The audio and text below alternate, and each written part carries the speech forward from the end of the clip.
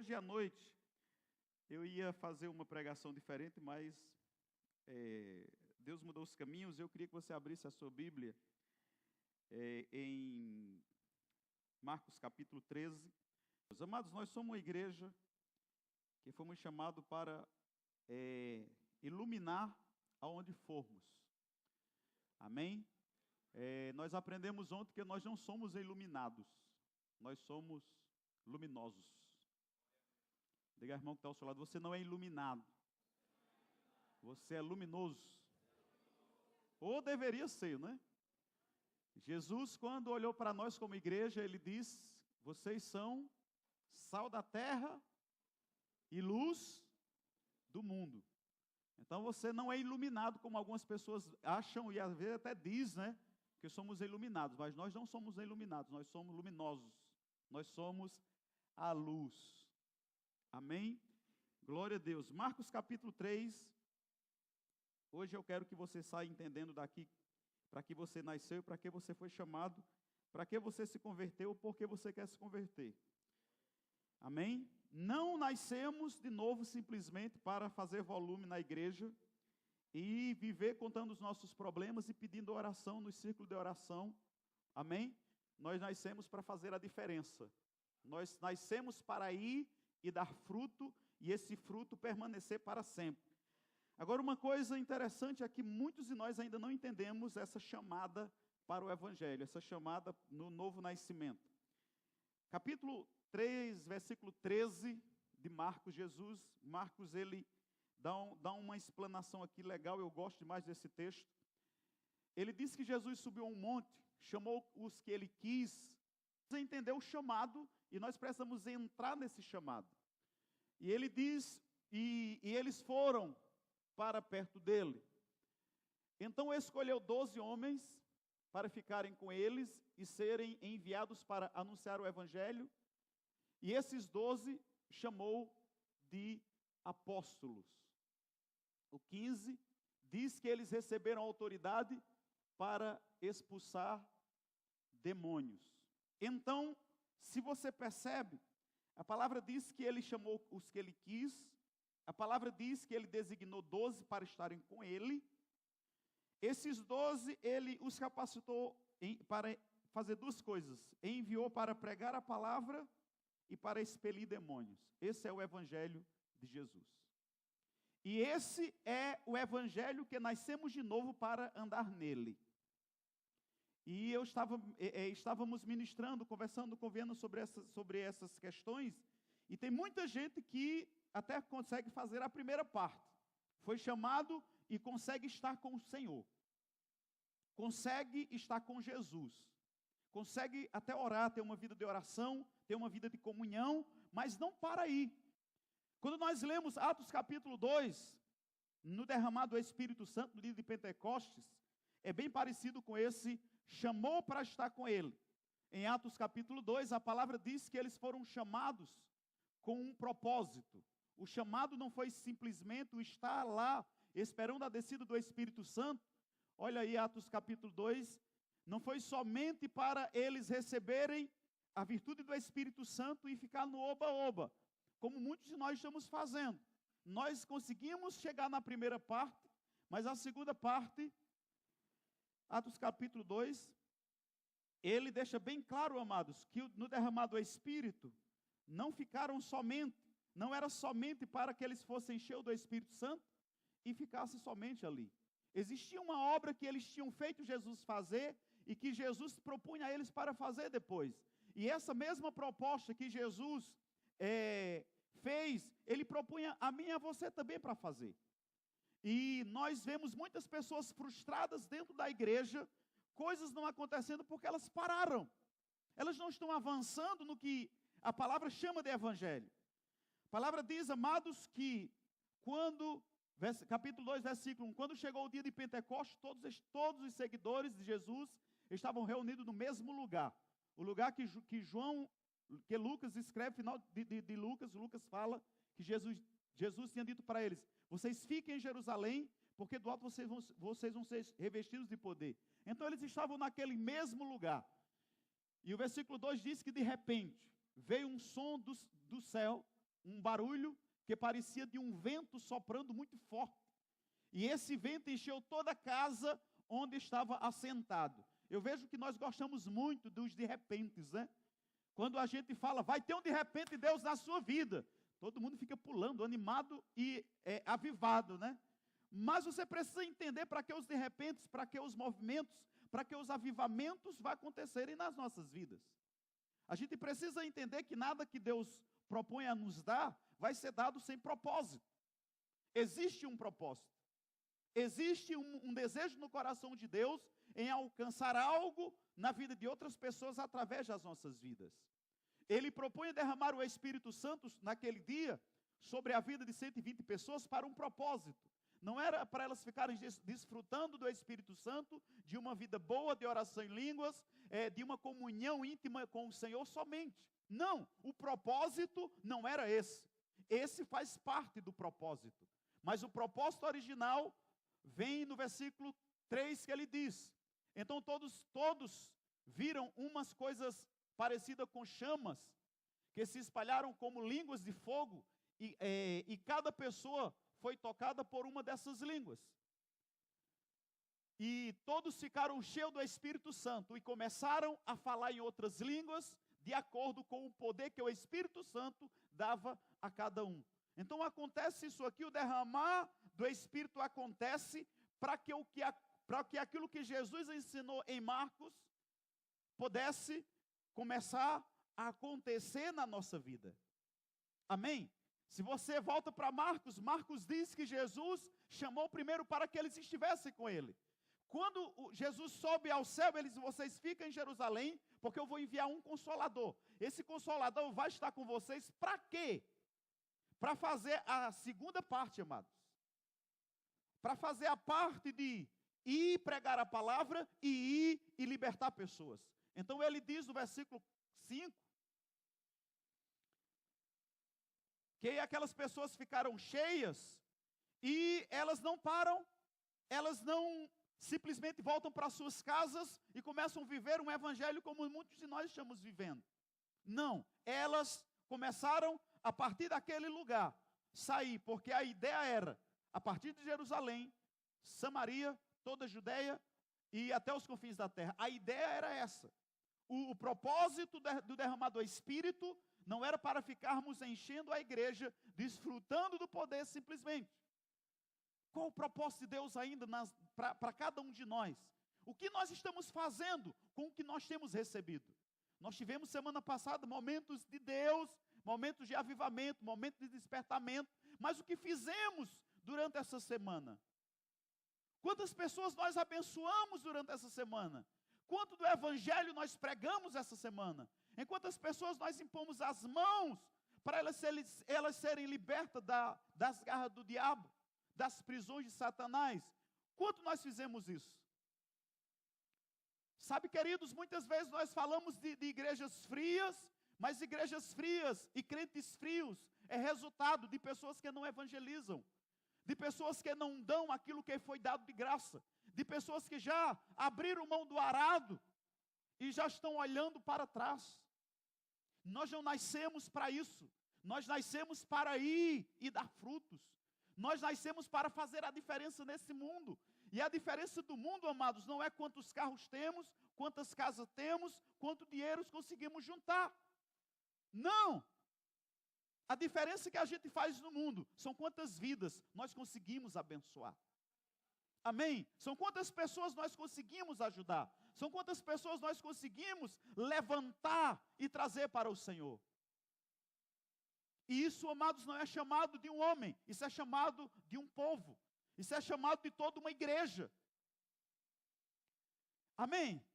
O evangelho que Jesus propunha para pregarmos é o evangelho que está em Marcos.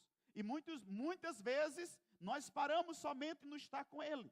O quanto tempo você está com Ele? Mas, se você percebe, não é para ficar com Ele todo o tempo. Porque a palavra diz que temos tempo para tudo. Nós temos o tempo de estar com Ele. Mas precisamos entrar em um tempo de pregar. Precisamos entrar, amados, em um tempo de exercer autoridade e expelir demônios. Isso é obra da igreja. Quando você vê Atos 10, 38, Jesus vai falar sobre isso. Jesus está falando da missão dele aqui na terra. A missão dele aqui na terra não foi somente operar dentro do templo, desfrutando do poder do Espírito, não. Pelo menos que eu lembro, a palavra diz que o Espírito leva ele para o deserto. E em outro momento o Espírito vem sobre ele no batismo. Mas em 10:38 de Atos, aqui está definido o que Jesus veio fazer e que nós, como cristãos, precisamos dar continuidade. Mas o que acontece, amados, nós queremos o movimento, nós queremos o Pentecostes, nós queremos aquilo que acontece entre quatro paredes, nós estamos desejosos disso. E nós não entendemos, amados, que isso aí tem um momento, e isso aí tem um propósito. E esse momento, esse propósito, o derramado é Espírito. Se você continua lendo em Atos, a palavra diz que Pedro levantou e começou a pregar. Sabe que o Pentecostes na minha vida e na sua vida, o derramado é Espírito, não é para a gente cair e ficar prostrado, não. É para a gente levantar e pregar a palavra. Amém? É para a gente levantar e pregar a palavra. É para a gente ir, amados, e pregar a palavra. Então a palavra diz que sabem também como Deus derramou o Espírito, ou ungiu Jesus com o Espírito Santo sobre Jesus de Nazaré e lhe deu poder. Jesus andou por toda parte fazendo bem e curando os que eram dominados pelo diabo, porque Deus estava com ele. Se você vê, é exatamente isso que ele quer dizer em Marcos. Era exatamente isso aqui que ele está dizendo. Vocês vêm para perto de mim, eu vou ensinar vocês, e depois vocês vão e vocês vão fazer. Porque eles viram Jesus fazendo, eles viram Jesus andando por toda parte, eles viram Jesus curando em toda parte, eles viram Jesus expelindo demônios em toda parte. Só que muitos deles, amados, como muitos de nós, não entendem que aquilo não parou em Jesus. Porque quando Jesus subiu, Jesus disse: pronto, gente, vocês podem viver a vida de vocês naturalmente, né, secularmente, como essas palavras são colocadas, e está terminada a obra, está consumado, pronto. Não foi isso, amados, não foi isso. Ele passou para os discípulos, e porque ele passou para os discípulos, e os discípulos foram fiéis, chegou a mim e a você o evangelho da salvação. Mas nós precisamos entender que não pode parar em nós, porque o evangelho que para em você não é evangelho. Amém? O evangelho que parou em você não é evangelho. Pelo menos não é o evangelho que Cristo deixou.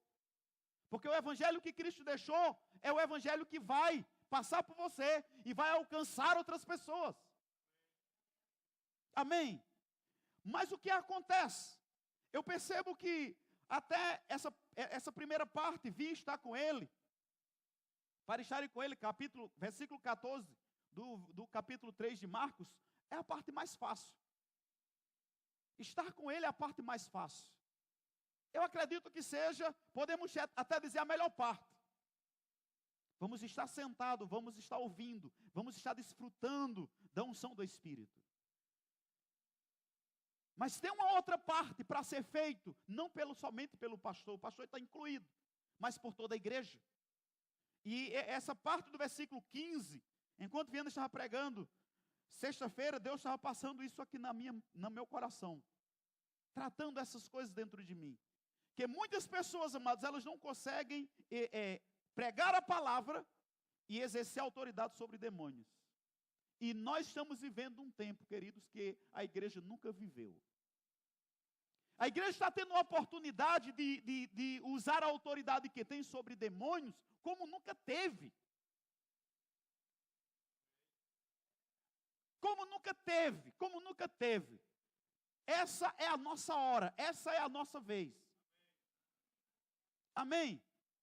A gente percebe que quando precisa orar por alguém que diz que está endemoniado, vai 2 pessoas, vai 1 pessoa, ou não vai ninguém.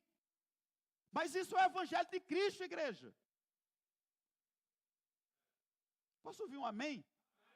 Isso é o evangelho de Cristo. Você tem que partir para cima. Diga ao irmão que está ao seu lado, você tem que correr para cima, meu irmão. Essa coisa de ficar com medo é antibíblico. Eu acredito que seja resultado de gente que não ora. Gente que tem medo do diabo, é porque ela não foi ter com Deus.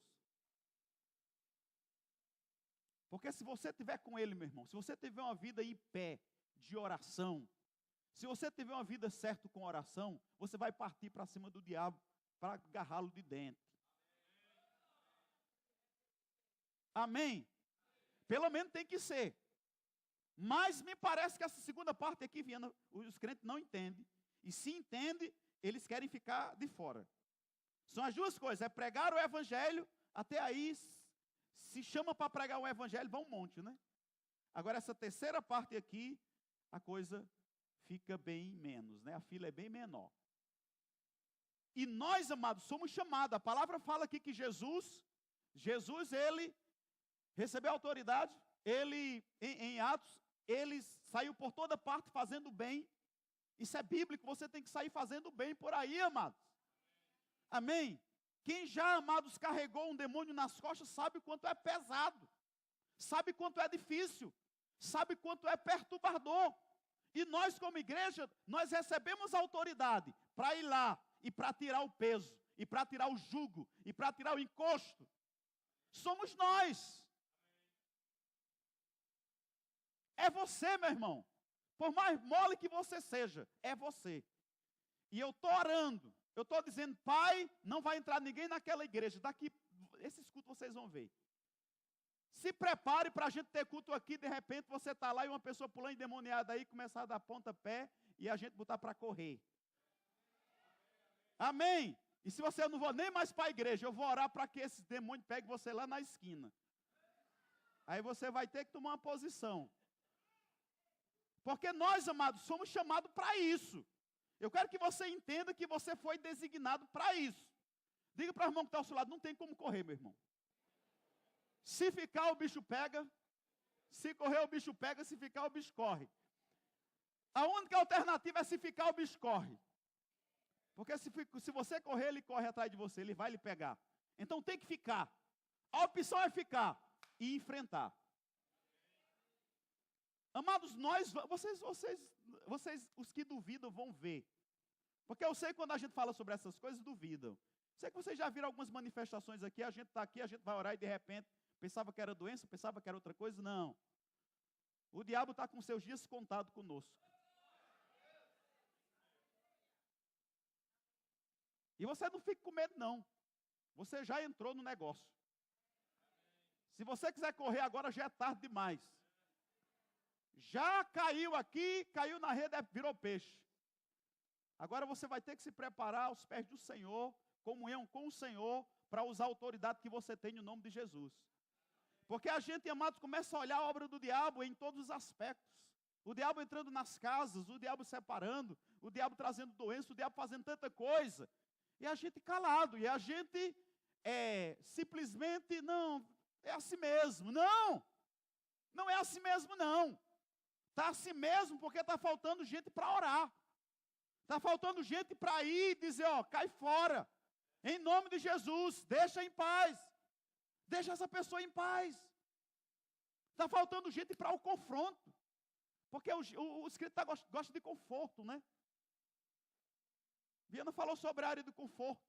Todo mundo quer ficar na área de conforto. E quando nós, amados, estamos nessa primeira parte aqui, versículo 14, de Marcos 13, é a área de conforto. Estar com Ele. É bom demais, cara. É maravilhoso. Tivemos os cultos de estar com Ele aqui, que a gente não quer nem que acabe. Não é verdade? Que culto bom, meu Deus do céu. Que coisa boa, Jesus. Ah, se passasse a noite toda, eu estaria lá. E eu também. Mas isso é área de conforto. E nós fomos chamados para a área de conforto para sermos carregados com o poder para sairmos para a área de confronto. Amém? Área de confronto. Para ir lá, queridos, e fazer a obra completa. Porque a obra completa não é somente pregar. É expulsar o demônio. É tirar todo o encosto, toda a mazela. Porque onde o evangelho entra, tem que haver mudança. Onde Deus entra, o diabo tem que sair. Onde luz chega, as trevas têm que ir embora. Onde você chega, o diabo tem que cair fora. Não tem lugar para o diabo e você, ou tem? Não deve ter. Não pode ter. Porque você é luz e o diabo é trevas. E onde você chega, você não apaga, você clareia. Amém? Você é a solução, queridos, para Monteiro. Você é a solução para Monteiro. Você é a solução para Monteiro. Sabe por que Monteiro ainda está do jeito que está? Porque você tem orado pouco, ora mais. Sai mais de casa. Vai mais na cadeia, no hospital. Aí nas ruas, nas vielas, nas ruelas. Vai lá. E nós vamos ter um Monteiro avivado. Amém? Uma das coisas que nós percebemos nos avivamentos, quando você estuda sobre história de avivamentos, não era somente pessoas dançando, pulando e caindo no poder do Espírito, não. Isso faz parte. Mas a primeira coisa que levanta-se dentro das pessoas, quando você começa a estudar sobre o avivamento de 1904, eu estou estudando sobre isso, depois mais na frente, quando o Senhor permitir, eu quero falar sobre 2 avivamentos que mudaram a história da igreja, que foi do país de Gales em 1904 e da Rua Azusa em 1907, 6, 7. Houve uma mudança extraordinária. Mas uma coisa que eu estava lendo do autor do livro da Rua Azusa é que uma grande compaixão pelo perdido nasceu no coração daquelas pessoas. Aqueles avivamentos não vieram, amados, para simplesmente as pessoas fecharem uma rua, fecharem uma igreja e desfrutarem tanto do poder de Deus. Eles não. O sentimento, primeiro que se nasce no coração de uma pessoa, quando ela é avivada pelo Espírito, é o amor pelo perdido. É o amor pelo perdido. Se não houver amor pelo perdido, é somente fogo de palha. Então, queridos, quando nos encontramos nessa condição, de fato, existe algo avivado dentro de nós. Existe um fogo dentro de nós. Se você ler Atos 2 diz que algo como fogo era coberto na vida daqueles crentes. Mas uma das coisas que a gente percebe, que o grande avivamento para outras pessoas começa lá. Mas não fica lá.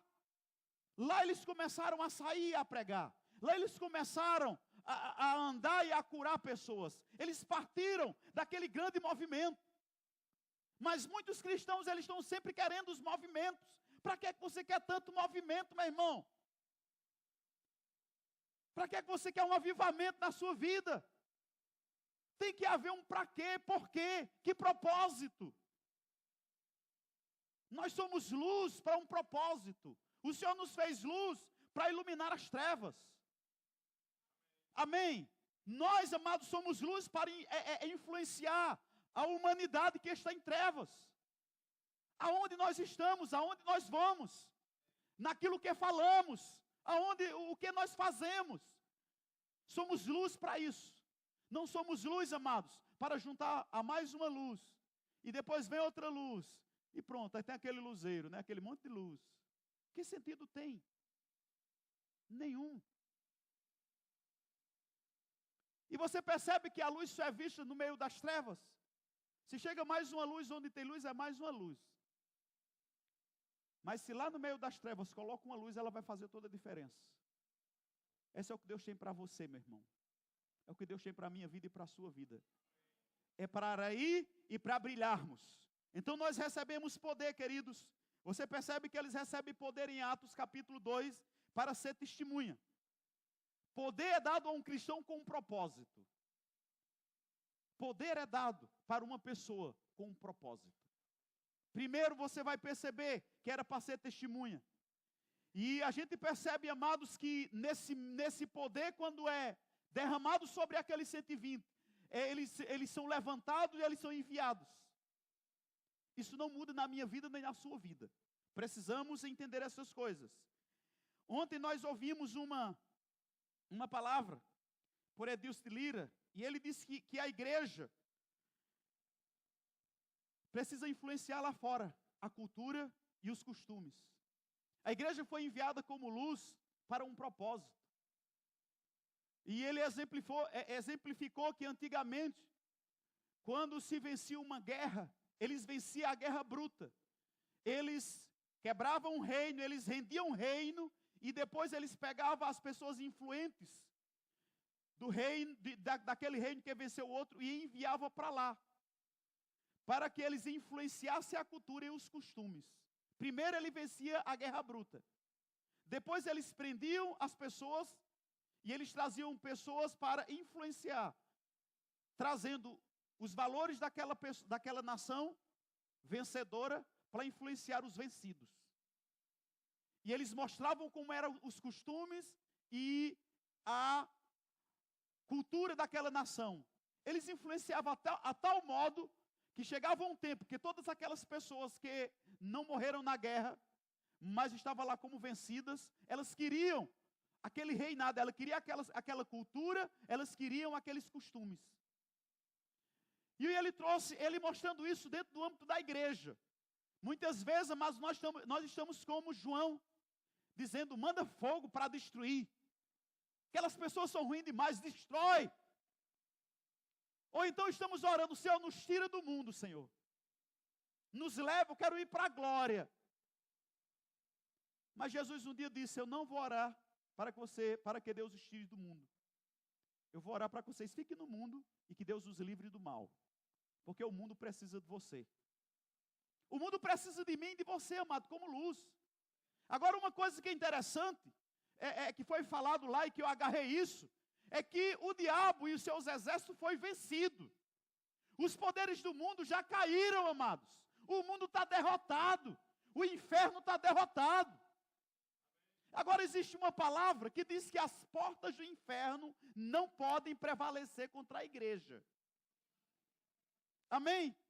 As portas do inferno não prevalecem contra a igreja. Agora entenda, amados, que não são as portas que vêm contra a igreja. É a igreja que vai para derrubar as portas, amém? É a igreja que vai para derrubar as portas e influenciar.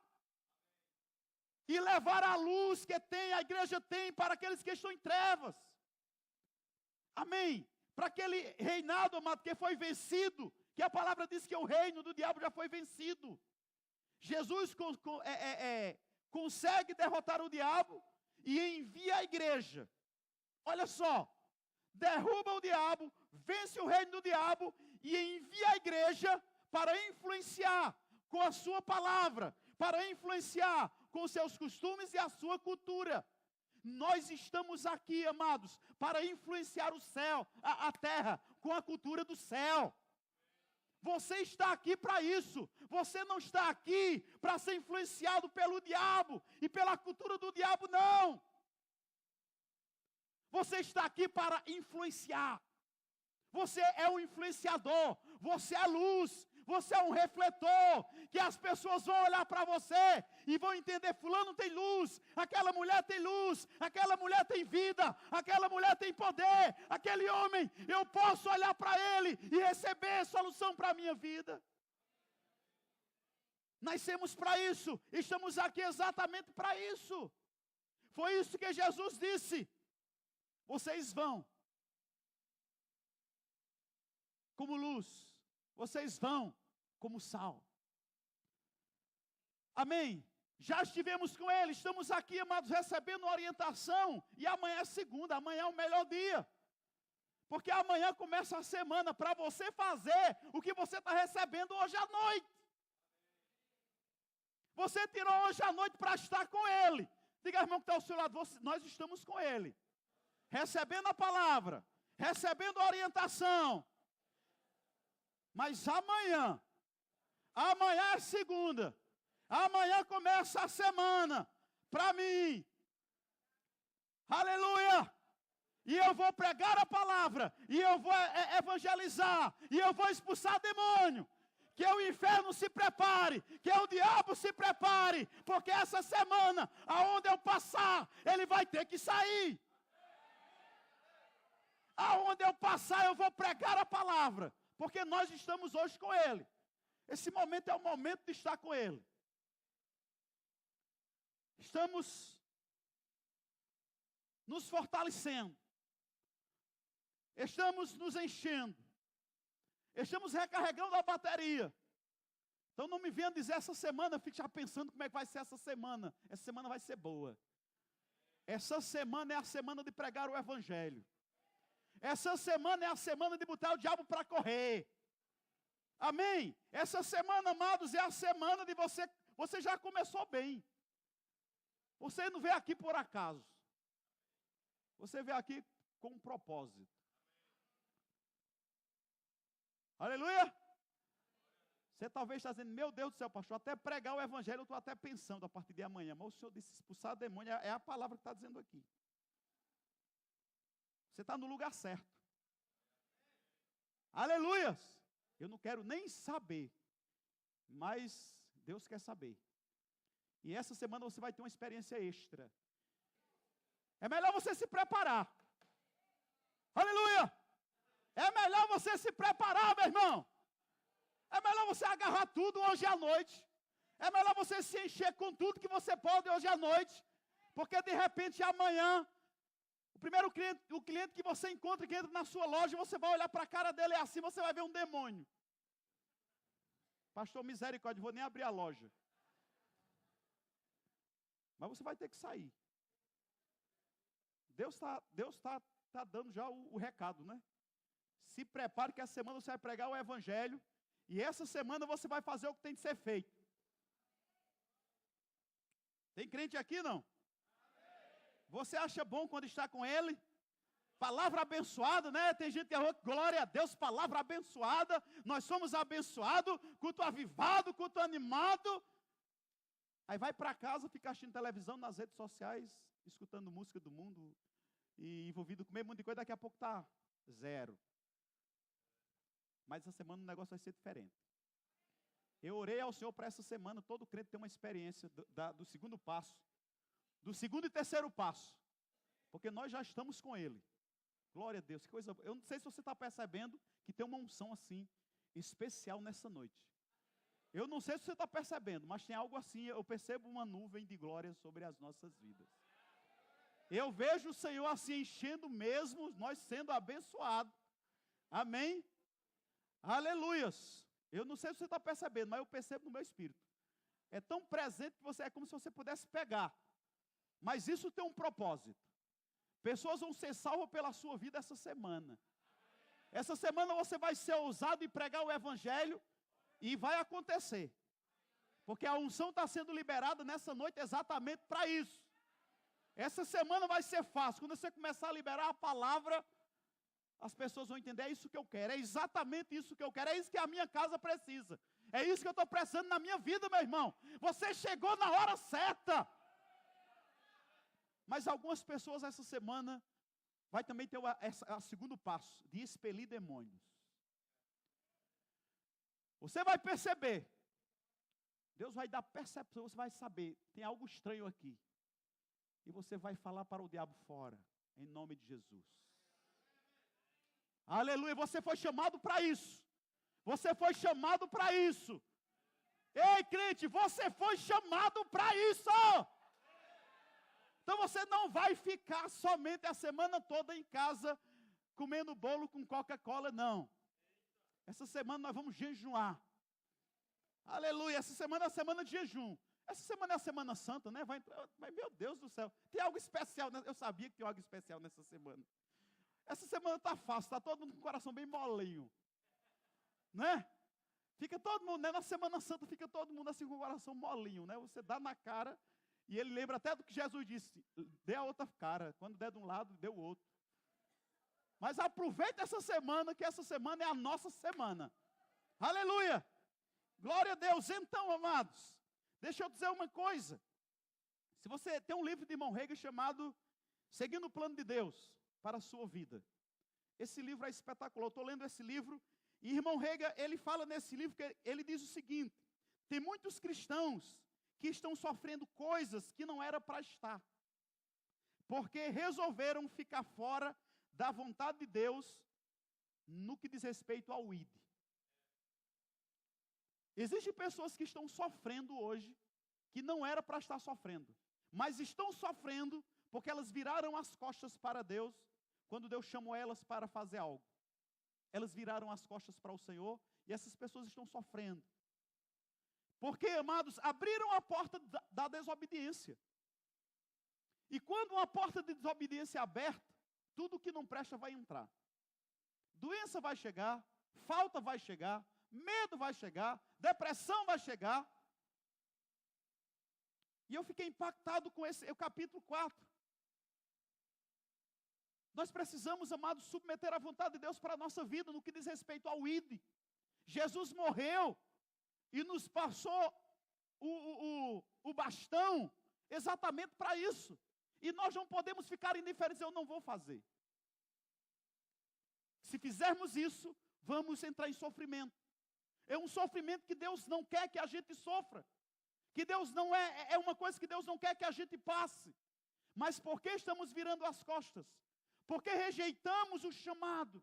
Porque rejeitamos fazer o ID. Nós vamos sofrer. E não é Deus colocando sofrimento, não. É você que abriu a porta. É você que virou as costas para o Senhor. E Ele diz, tem muitos crentes debaixo dessa condição. Eu não quero me achar desobediente, amado, ao chamado do Senhor para a minha vida. Amém? Não quero me achar desobediente para não ter que sofrer coisas que eu não preciso sofrer. Mas tem muita gente dessa forma.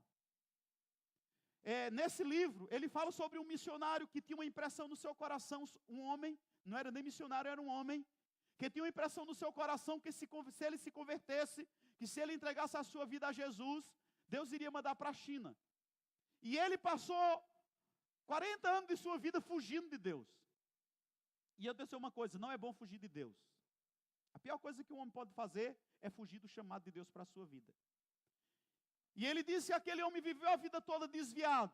Vez em quando ele ia para a igreja, ele percebia, se eu me converter, se eu entregar a minha vida, Deus vai me mandar para a China. E eu não quero ir para a China. Então não vou me converter, eu não vou entregar a minha vida ao Senhor.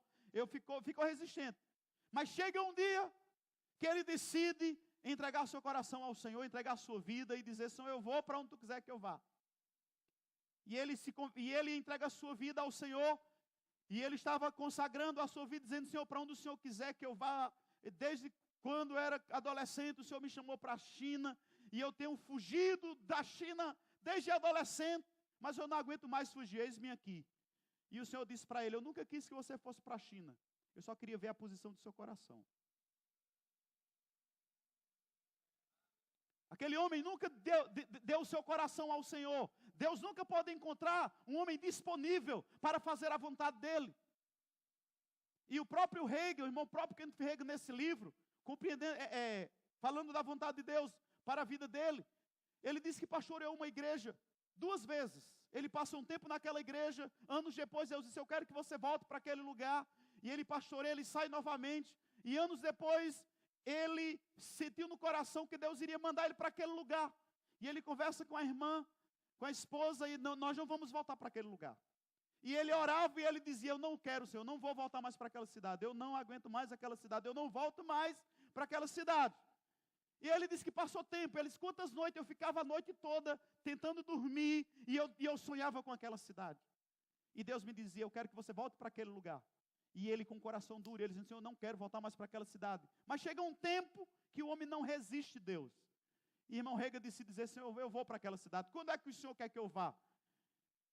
E o Senhor disse, eu não quero que você vá. Eu só queria que você tivesse um coração disposto. Aonde estão os corações dispostos para fazer a vontade do Senhor? Aonde estão, amados? Nós estamos dispostos? Ou nós ainda estamos muito seletivos para o lugar que vamos, o que vamos fazer, ou que vamos deixar de fazer? Porque o que acontece é que nós estamos muito seletivos. Nós queremos beber simplesmente o cálice que a gente acha que está bom. Mas existiu um momento na vida de Jesus que ele disse, Pai, se for possível, passa de mim esse cálice. Quantas vezes, amado, você não quer fazer? Você não quer sair de casa e ir lá. Mas nós somos ungidos para isso. Isso acontece comigo, Viana falando aqui, quantas vezes eu estou e a carne não quer ir. A minha carne tem o mesmo problema. Mas todo momento, Deus diz, você foi ungido para isso. Eu derramei meu Espírito em você para isso. Eu lhe chamei para isso. A questão não é você querer ir ou não ir. Você tem que ir. Porque você foi ungido para isso. E a gente vai, mesmo a carne não querendo. Mas isso não acontece com todo crente, isso não acontece com toda pessoa. E hoje à noite, quero trazer para você, amados, essa palavra de Deus. Que você possa se levantar por dentro. E que você possa entender que existe uma outra coisa além de estar com Ele. Amém? Existem outros passos que você precisa dar, que eu preciso dar, além de estar com Ele. E hoje eu quero orar por algumas pessoas. Queria que o pessoal do louvor viesse. Eu quero orar por algumas pessoas que tiver no coração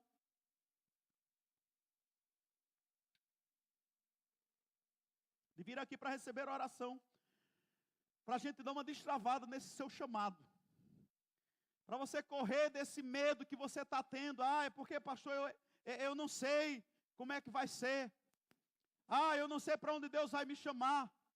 Amém? Eu quero que você fique ligado nisso. Porque nós vivemos tanto para nós mesmos, que nós temos uma dificuldade imensa. Quando nós falamos da vontade do Senhor para a nossa vida. No capítulo 3 desse livro, seguindo o plano de Deus para a sua vida, ele fala sobre o cálice que muitos de nós rejeitamos em tomar. E que muitas vezes nós vamos dizer, não, a vontade do Senhor, a vontade do Senhor é. Deus está envolvido no negócio que quer, mas nós não queremos. E nós, amados, não vamos provar um pleno avivamento, individual ou coletivo, enquanto estivermos tão resistentes àquilo que Deus tem para as nossas vidas. Deixa eu te dizer uma coisa, se o amor, se a vida de um perdido não é importante para você, tem algo errado na sua vida. Se você sabe que tem pessoas morrendo todos os dias, e isso não dói em você, tem alguma coisa errada que precisa ser consertada. Eu quero terminar sobre o assunto que eu falei, somos salvos ou não. E está incluído isso lá. Porque nós podemos nos tornar um bom frequentador de igreja, sem ser salvos. Nós podemos nos tornar um bom religioso, sem ser salvos. Sabe, amados, uma das coisas que salvação em nós produz é o desejo de ver outras pessoas salvas. É trazer luz para o perdido. Amém? São pessoas que eles amam ver uma pessoa sendo salva. Eles pagam qualquer preço para ver uma pessoa salva. Para ver uma pessoa tendo experiência com Jesus. Isso é uma das virtudes de um salvo. Pessoas salvas, amados, elas sentem a dor do perdido. Elas não se contentam com o sofrimento das pessoas. Elas não se conformam. São pessoas inconformadas com a dor do mundo. Porque o fruto da salvação produz isso.